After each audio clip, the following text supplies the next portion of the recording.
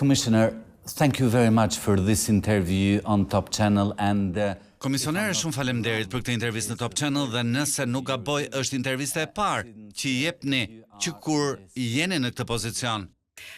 Thank you so much indeed. Shumë faleminderit. Vërtet është e para sepse i thash vetes dhe ekipit tim se 100 ditët e para dua të punoj.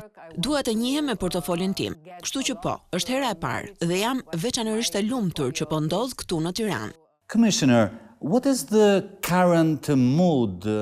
Komisionere, cila është ndjesia aktuale mes vendeve të Bashkimit Evropian në lidhje me zgjerimin e BE-s, duke marrë parasysh zhvillimet gjeopolitike, me luftën në Ukrainë, për shembull, dhe Rusinë, që ndërhyn në Ballkanin Perëndimor sa më shumë që të mundet? Balkan, as much as it could. You are right. Enlargement today is completely... Keni të drejtë. Zgjerimi sot është krejtësisht në një ambient të ndryshëm nga ai që ishte 5 vjet më parë. Pra, gjeopolitika na ka bërë që kur flasim për zgjerimin duhet të shohim tablon e madhe.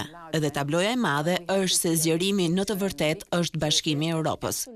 Kjo do të thotë që ta bëjmë Europën jo vetëm më të madhe, por edhe më të fortë. Dhe ky zgjerim është prioriteti i Komisionit aktual.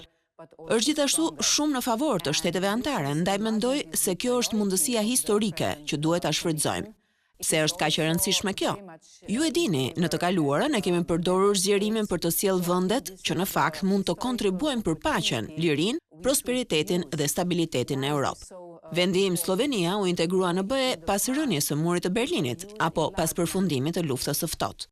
Commissioner, how is Albania? Si po ecën Shqipëria me përgatitjet për përfitimin e fondeve nga plani rritjes i Bashkimit Evropian? Albania, your country is doing really well. Shqipëria, vendi juaj, po ecën shumë mirë. Jo vetëm për sa i përket planit të rritjes. Në Bruksel, rreth 1000 persona po punojnë që vendi juaj të mund të bëhet antar i BE-s, dhe kjo është diçka e madhe, jo vetëm në shërbimet e mia, që do të thotë se Shqipëria po kryen reformat dhe kërkesat tona në rrugën e saj drejt Bashkimit Evropian. Dhe ju e dini se pas ditës së sotme, unë mund të shoh që kjo nuk është vetëm ajo çka po bën qeveria, por ky është vërtet një orientim pro-europian, që unë e ndjej në çdo hap të vizitës sime. Tani që t'i kthehemi pyetjes suaj në lidhje me planin e rritjes. Jam vërtet një grua me fat që ndodhem këtu në Tiranë. Ndodhi që parlamenti juaj ratifikoi 2 marrëveshje shumë të rëndësishme, të cilat do të na mundësojnë mua dhe ekipit tim të shpërndajmë parafinancimin javën e ardhshme. Pra, e gjithë paketa është 1 miliard euro dhe Shqipëria mund t'i përdorë këto para. Ju e dini se 1 miliard euro janë shumë, janë 1.000 milion.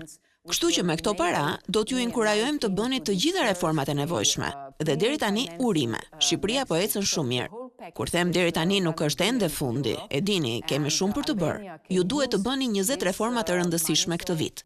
Progress so far of Albania in opening... Progresi deri tani shumë i Shqipërisë në hapjen e kapitujve që përmendet me Bashkimin Evropian, a mund t'jap shpresë që të gjithë kapitujt të mbyllen deri në vitin 2027, siç synon qeveria shqiptare dhe siç theksoi kryeministri gjatë takimit me ju?